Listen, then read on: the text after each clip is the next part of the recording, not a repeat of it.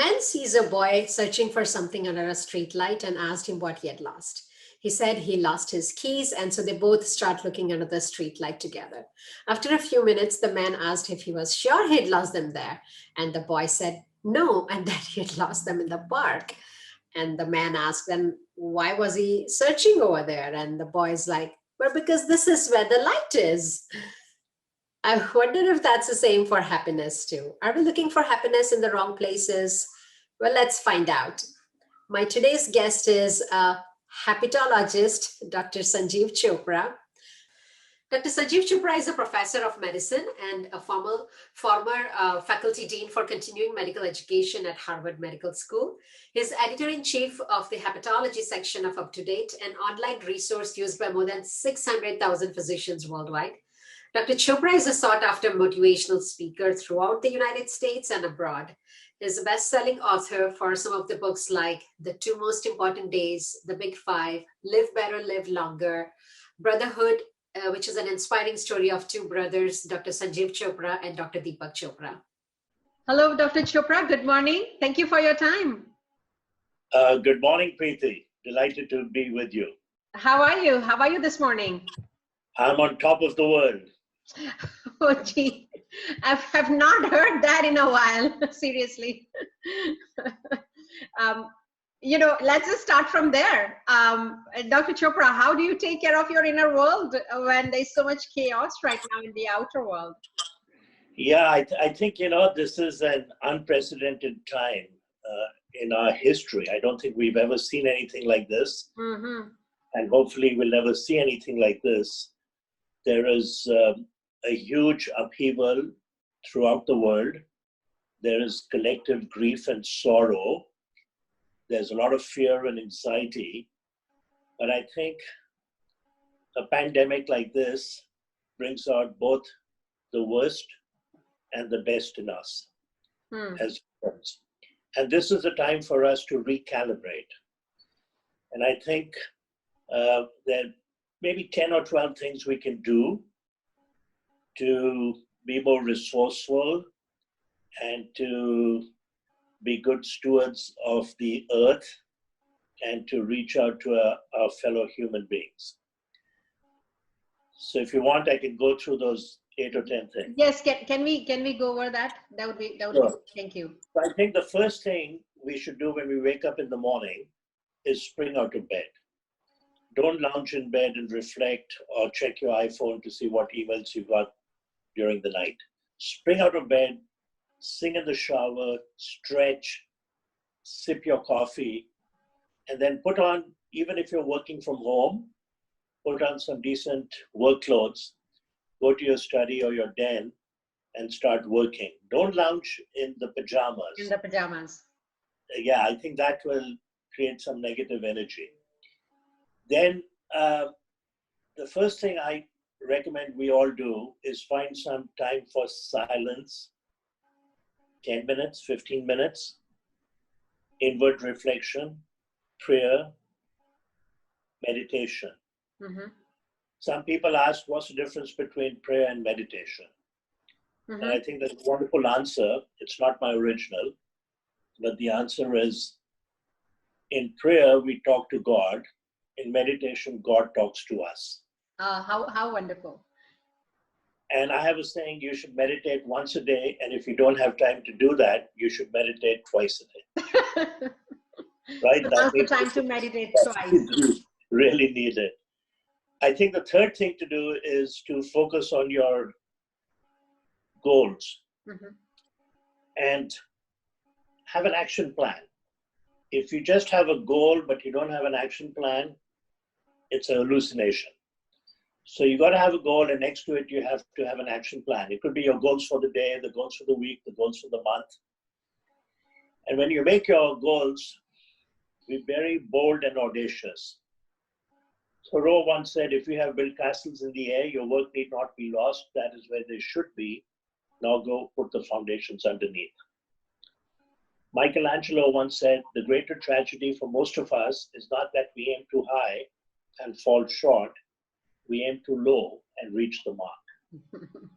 And Henry Ford once said, whether you believe you can do a thing or not, you're right.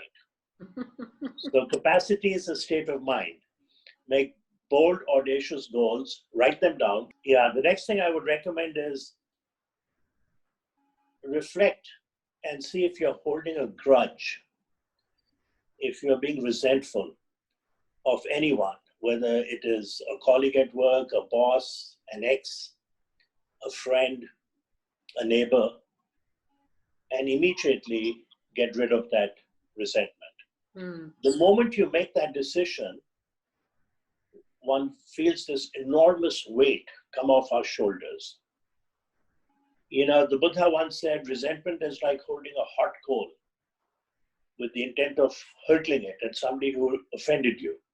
That person's moved on. Meanwhile, you're burning your hand. Gandhiji once said, forgiveness is the attribute of the strong. The weak can never forgive. The next is seize every opportunity to say, I love you. I think we don't do it often enough. There's some cultures, Hispanic culture, for example, they just do it routinely. I love you, I love you. We tend to hold back, and it can only be one of our regrets on our deathbed. There's actually a nurse who interviewed about 1,000 people in hospice and said, what are your greatest regrets in life? And 5 things came out. I should have traveled more. I should have spent more time with friends. I should have said, I love you more often. I should have been the bigger person and said, I'm sorry. I should have had the courage to pursue my dreams and aspirations. Nobody said, I should have worked harder, right? Nobody said I should have made twice as much money. I should have lived in a big mansion. I should have driven a new Ferrari every 2 years, a new Tesla. Next thing is to express gratitude. It's one of the most powerful things we can do. And I recommend that everyone have a gratitude journal. And a little notebook, put your name, call it your gratitude journal. At least once a week, ideally every day, but we get so busy, even once a week. Let's say on Sunday evening, as you're reflecting on what's in store for you in the coming week and what you need to do to prepare, reflect on what happened in the preceding 7 days. And you'll be amazed how many things one is grateful for, and then write it down.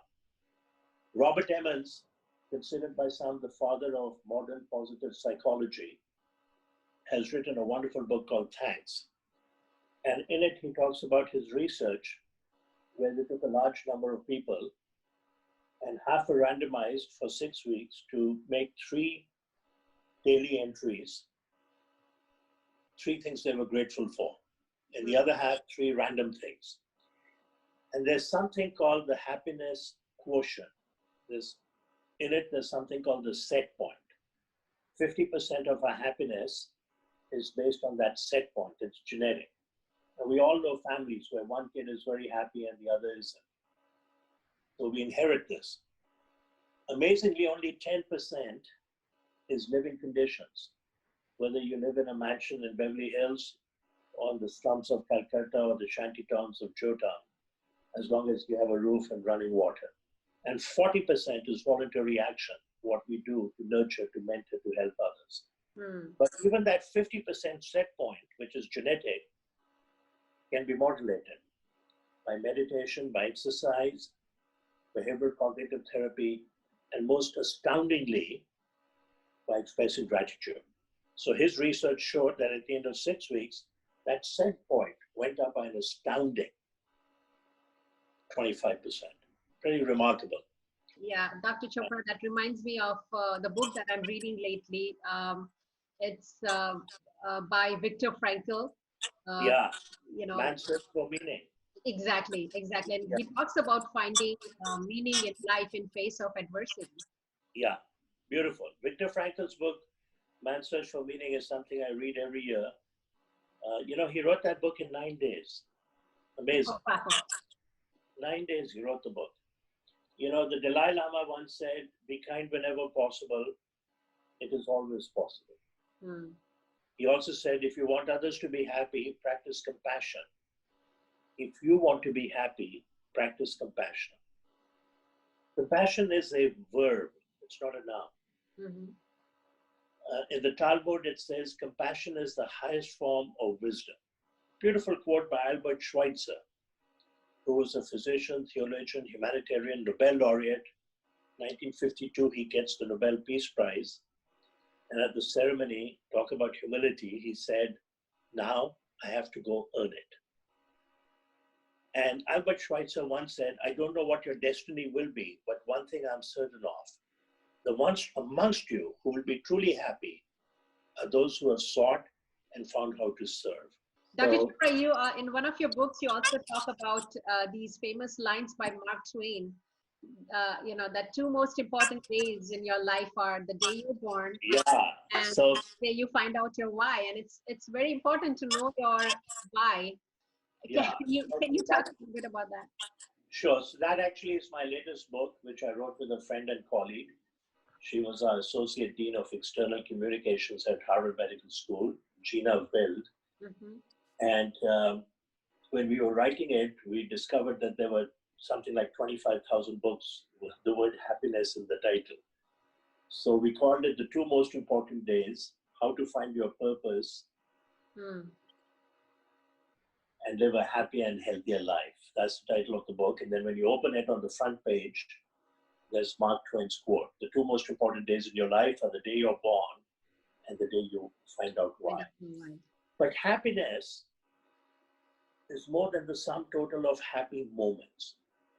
And if we need to have sustained happiness, we have to find our purpose and live it. We can find our purpose sometimes when we see something very traumatic going on around us, or the other way is by reflection, and it will come to you. And one thing we can all do, which a dear friend of mine, Adrian Wilkins, is very spiritual. We've taught a happiness workshop. And one thing we did there was give everyone 33 by 5 cards. So every day for a month, in the evening, you jot down 2 or 3 things you did. And then give it a rating, where 1, you were miserable, and 10, if you were lucky, you were in bliss. And there'll be a lot of 3s, 4s, 5s, 6, 7, 8s. At the end of a month, look at all those 30 cards, strike down 1, 2, 3, 4, 5. Look at 6, 7, 8, 9. That made you happy. That resonated for you. Your purpose is lurking in there. That's where it is. So we can find our purpose. How wonderful. Dr. Chopra, I have one last question for you. Sure. So you've said a few times that when you were worn thin by demands of life, you're dependent on spiritual nourishment to carry you forward. Can you talk a little bit about that? Yeah, so I think, the word spirit, inspire, they're all connected. I think basically you go inwards. And for me, the strongest thing we can do is meditation. And if you're going to learn it, if you don't do it right now, learn it. Learn it from a teacher. If I'm going to learn to play the piano, I go to a piano instructor. You may get a feel for it from books or from a 21-day meditation that my brother Deepak is doing with Oprah Winfrey, and I think they have value. But I've done one of those. Yeah, best to learn from an instructor. And when things get better and we can move around, I would urge people to do it. It's not a religion. It's ancient. It's been taught for 5,000 years in India. There are about 15 million people who have learned transcendental meditation or TM, which I think is the easiest. It's a mantra based. You stand and you go deep. And much as the experience is beautiful, the reason we do it is to accrue the benefits in activity. So I do it for 20 minutes in the morning, and then I do it 20 minutes around 3, 4, 5 o'clock in the evening, and the whole evening opens up. If you want to read about it, there's a wonderful book called Transcendence by Norman Rosenthal, who's a professor of psychiatry. He's the one who described seasonal affective disorder. And then a second book called Strength in Stillness by Rob Roth. That will connect you to your spirit. And that's when we will truly flourish on this amazing life journey. Yeah, thank you, Dr. Chopra. Those were some great tips and advice on how to live life, and specifically even how to weather this storm. Yeah. And, yeah, so thank you for your time, and thank you for Oh, my sharing your pleasure. knowledge and insights. Yeah. No, no. Thank you so much, and wishing everyone to be safe, to be happy, and to flourish in life. Thank you. The ancient Greeks did not use the word happiness. They used the term eudaimonia, which literally translated means human flourishing. Hmm. And prior to Socrates, it was believed that happiness was bestowed upon a select few. Who are these people? Kings, nobility, philosophers, poets. And he was the first to argue, no, no, no. It can be begotten by everyone. It can be begotten by human endeavor. And that happiness and virtue are inextricably linked. Hmm.